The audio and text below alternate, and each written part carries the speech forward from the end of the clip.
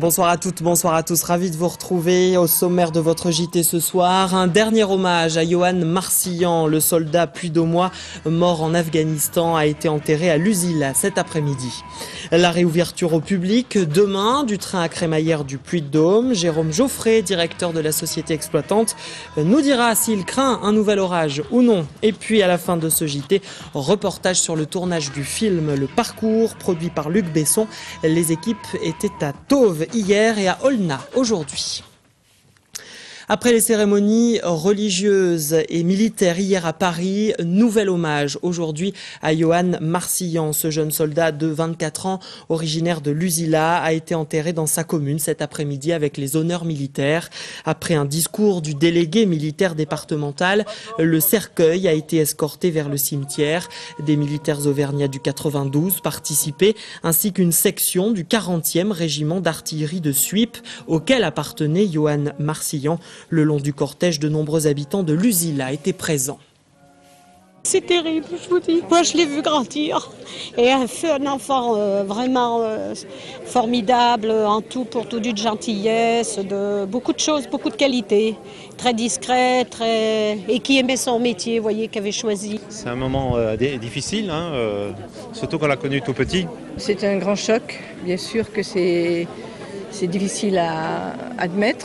Déjà, parce que c'était un garçon avec qui nous avions eu justement des conversations très importantes sur sa façon de concevoir l'armée, et il était très respectueux de ce qu'il faisait, de sa mission militaire. C'est cruel, parce qu'il a donné sa vie pour... C'est vraiment cruel, parce qu'on a l'impression qu'il courait derrière et c'est injuste. C'est très dur. Des images et des propos recueillis par Philippe Robert. Quel avenir pour le fret ferroviaire en Auvergne? Ce matin, plusieurs dizaines de cheminots se sont rassemblés devant la gare de triage de Gerzat pour défendre le secteur du fret, justement. Ils demandent la réouverture de l'atelier de maintenance de Gerzat, fermé en 2010 et qui a entraîné des suppressions d'emplois. Ariane Monfray et Philippe Robert. Le lieu du rassemblement organisé par la CGT était symbolique. Jusqu'en novembre 2010, c'est dans ce bâtiment blanc que se trouvait l'atelier de maintenance du fret SNCF, où étaient réparés entre 12 et 20 wagons par jour. Aujourd'hui, la maintenance se fait à l'extérieur, sur ces rails, ou bien directement chez les clients. Du coup, les grands convois sont envoyés hors région Auvergne pour être réparés. On transporte environ une 60aine de wagons par jour avec les eaux minérales de Volvic et effectivement il faut les entretenir, ces wagons, il faut les réparer. Aujourd'hui on vit une vraie aberration écologique vu qu'on fait transiter ces wagons sur Nîmes, Miramas, on leur fait parcourir plus de 1000 km alors qu'ici on a un outil pour l'entretenir, on pourrait créer de l'emploi, en remettre de nouveau et ça bénéficierait à tout le monde. Selon les syndicats, le fret auvergnat a perdu un quart de ses effectifs en 10 ans. Mais l'usine des eaux de Volvic constitue l'un des 3 sites en France qui voit son trafic fret augmenter. Pour la CGT, la direction, qui n'a pas souhaité répondre à nos questions, a fermé cet atelier pour faire une économie sur les frais de maintenance du bâtiment de l'ordre de 80 000 € par an. Par ailleurs, la CGT Cheminots s'insurge contre la fermeture annoncée de la gare grand public d'Ambert dans le Puy-de-Dôme, mais aussi des gares de Bort-les-Orgues en Corrèze et Ausence en Creuse. Puisqu'on parle de train, en bref, de nombreuses perturbations ont été signalées aujourd'hui sur la ligne SNCF Paris-Clermont à cause d'un suicide, encore un malheureusement, sur la voie ferrée au niveau de Montargis à 15 h. Tous les trains circulant à ce moment-là ont été retardés, les délais allant de 5 minutes jusqu'à 1 h 40. Les trains partis après 16 h, eux, circulent normalement, d'après la SNCF. Un coup dur pour la CGT d'Aubert et Duval. Aux Ancises, le tribunal administratif de Clermont vient de débouter des salariés qui demandaient à pouvoir partir en retraite plus tôt car ils s'estiment victimes de l'amiante. Le tribunal a jugé que trop peu de salariés étaient concernés pour faire inscrire le site Aubert et Duval des Ancises sur la liste des entreprises ouvrant droit à des départs en retraite anticipés à cause de l'amiante.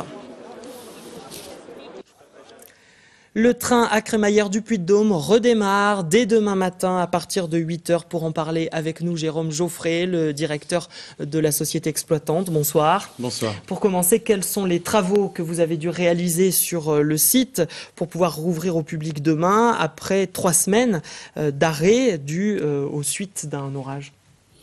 Alors d'abord des travaux de nettoyage et de réparation. Nettoyage parce qu'il y avait pas mal de matériaux, de sable un peu partout, un petit peu dans la maison de site, un peu aussi le long de la voie ferrée. Réparation de la voie ferrée dont sur une quinzaine de mètres, une partie du ballast avait été emportée. Réparation aussi pour les fossés, tout le réseau de systèmes pour gérer les eaux pluviales du parking qui avait pas mal souffert.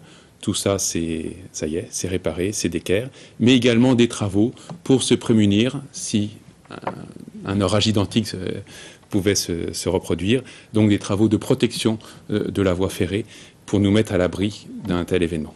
Alors au niveau des fossés et des évacuations des eaux de pluie, beaucoup de gens se sont étonnés que cela n'ait pas été prévu à l'avance. Alors, ce qui a été prévu, c'est bien sûr des ruissellements, des orages sont évidemment prévus. Ce qui s'est passé, c'est que on est tombé dans une période où il y a eu du déboisement. Il y a eu aussi sur nos terrains beaucoup de travaux de remaniement de terre. Tout ça a été enherbé et tout ça commence à verdir simplement. Donc c'était un tout petit peu tôt. Le terrain n'était pas assez stable. Le terrain n'était pas encore bien stabilisé. Vous verriez maintenant sur le terrain, par rapport au 26 mai, les choses ont beaucoup bougé et maintenant tout est beaucoup plus vert. Alors il y a eu débat sur cet orage parce que vous avez semblé dire un temps qu'il avait été d'une intensité rare, mais les relevés de Météo France, eux, n'ont pas pointé de phénomène exceptionnel. Est-ce que l'explication vient vraiment de l'orage en lui-même ? Écoutez, il y a eu effectivement des avis pas toujours très, très convergents sur la qualification de cet orage.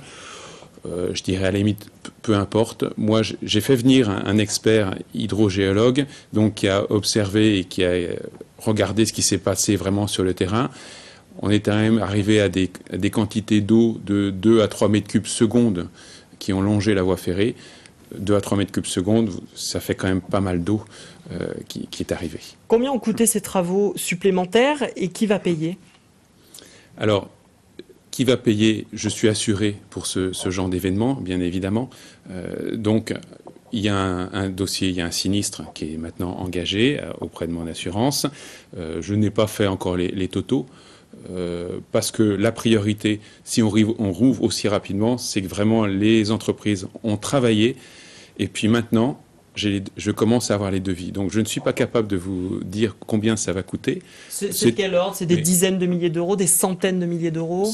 J'ai pas encore d'évaluation, mais je dirais pour le moment, c'était pas ça l'objectif. L'objectif, c'était de réouvrir le plus vite possible. Et puis après, on sait très bien, vous savez, les discussions avec les assurances, ça prend des mois, donc ça va avancer. Donc on est d'accord, c'est pas le contribuable qui va payer ces travaux supplémentaires ? Absolument pas. Certains n'ont pas hésité à dire que vous aviez peut-être ouvert un peu tôt, que justement les terrains n'étaient pas stabilisés, etc. Est-ce que vous regrettez d'avoir essayé d'ouvrir si tôt ? Écoutez, si j'ai ouvert, c'est que d'une part, j'estimais que j'étais prêt à ouvrir, mais non seulement moi, mais toutes les autorisations, tous les services de l'État qui m'ont autorisé à ouvrir ont eu la même analyse et donc ont accordé l'autorisation d'ouvrir. Sinon, ils ne l'auraient pas fait. Dernière question, certains, et notamment des candidats aux législatives, estiment que l'on a peut-être déboisé un peu trop le site. Est-ce qu'on avait besoin de tomber autant d'arbres ? Écoutez, moi, personnellement, pour le projet, j'ai abattu très peu d'arbres. J'ai planté 14 000 plants. Alors des arbres de toute taille. Donc personnellement, le bilan du projet pour moi est extrêmement positif en termes de plantation. Très bien. Donc réouverture demain à partir de 8h et ce jusqu'à minuit. Je rappelle que les animations qui n'ont pas pu se réaliser le jour de l'ouverture se dérouleront la semaine prochaine, le 23, si la date est bien exacte. Quant à l'inauguration officielle en présence des élus, elle est reportée à la rentrée prochaine. Merci Jérôme Geoffrey d'avoir été notre invité. Un mot rapide à propos du projet de magasin Ikea à Clermont. Il a officiellement reçu un avis favorable de la part de la CDAC du Puy-de-Dôme, la commission départementale d'aménagement commercial. Selon un communiqué de l'enseigne ce vendredi, le magasin devrait ouvrir courant 2014. Une vente aux enchères exceptionnelle et rarissime. Les commissaires-priseurs clermontois ne lésinent pas sur le vocabulaire. Ils proposeront à la vente demain après-midi, salle du Carrefour Europe à Chamalières, une série de tableaux de Victor Charton, un peintre de renommée internationale, mais plutôt méconnu du grand public. Cécile Finot nous fait découvrir ses œuvres. Une occasion historique. C'est la première fois qu'un ensemble de 53 œuvres de Victor Charton est présenté au public. Elles n'ont jamais été vues et illustrent plus de 50 ans de peinture, puisque l'une des toutes premières œuvres du maître de l'école de Murol est ici exposée. Un des premiers qui date des années 1880 et puis la dernière œuvre de Victor Charton de 1936, donc la dernière œuvre qu'il ait jamais peinte, ce qui est quand même assez émouvant. Moi, en 25 ou 30 ans de carrière, j'ai vendu à peu près 200 tableaux de Charton et un jour avoir le privilège de vendre la dernière œuvre qu'il a peinte, ça sera un moment d'émotion quand même. Une grande partie des tableaux seront mis à prix entre 3 000 et 5 000 euros, mais preuve que Victor Charton est bien le plus grand peintre auvergnat. L'une de ses œuvres majeures s'était vendue à 100 000 euros l'an dernier. Il est un des grands peintres français, il est même reconnu aux États-Unis. Ça, c'est tout le talent, tout le génie même de Victor Charton, qu'il ne faut surtout pas réduire à un peintre régionaliste. Il est représenté dans les plus grands musées américains. On peut voir dans cette ancienne collection de la région les sujets de prédilection de Victor Charton, les paysages d'Auvergnat d'abord, mais également ceux de Bretagne ou de Paris. La dernière production de Luc Besson en tournage en Auvergne. Les équipes du film Le Parcours, réalisé par Philippe Lelouch avec Vincent Pérez, ont tourné pendant 10 jours dans la région jusqu'à aujourd'hui. Hier, ils étaient à Tauves, dans le Puy-de-Dôme. Mathilde Espinas a pu assister à ce tournage. Le temps d'une journée, la station-service de Tauves s'est transformée en plateau de cinéma. Dans le rôle principal, Vincent Pérez, il incarne un trader parisien qui doit se rendre dans le sud de la France pour assister au mariage de sa fille. Et en descendant, en fait, il a toutes les galères du monde. Premièrement, c'est une grève générale, donc il n'y a plus d'essence. Et donc du coup, c'est juste un chemin de croix. Et pendant ce chemin, en fait, il va se rendre compte qu'il n'est pas à sa place dans la vie. Et en fait, il va commencer à apprécier la vie d'une autre manière.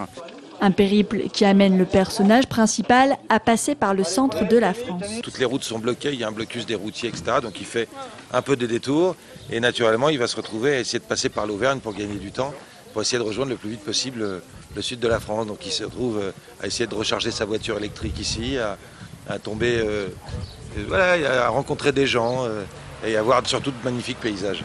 L'équipe du film a passé une dizaine de jours en Auvergne et si hier le soleil était au rendez-vous, il a fallu faire face à quelques aléas climatiques. On aurait eu un peu plus chaud les jours derniers, ça aurait été pas mal, puisque monter au lac Chambon là, à 5 degrés au mois de juin, on était un peu en colère quoi, après la météo, mais non, sinon c'est très bien passé. Ouais. Durant toute la journée, Vincent Pérez et Philippe Lelouch se sont pliés au jeu des photos et des autographes.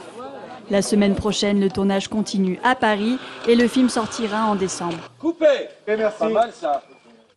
Et pour le dernier jour de tournage en Auvergne aujourd'hui, les équipes ont filmé quelques scènes à l'aéroport d'Aulnat. Voilà pour le JT de ce vendredi 15 juin. Merci de votre fidélité à l'information sur Clermont Première. Dans un tout petit instant, la météo. Et je vous rappelle, ne manquez pas, dimanche soir à partir de 20h, notre grande soirée électorale sur Clermont Première à l'occasion du second tour des élections législatives. Une soirée en partenariat avec le quotidien La Montagne. Très belle soirée à tous.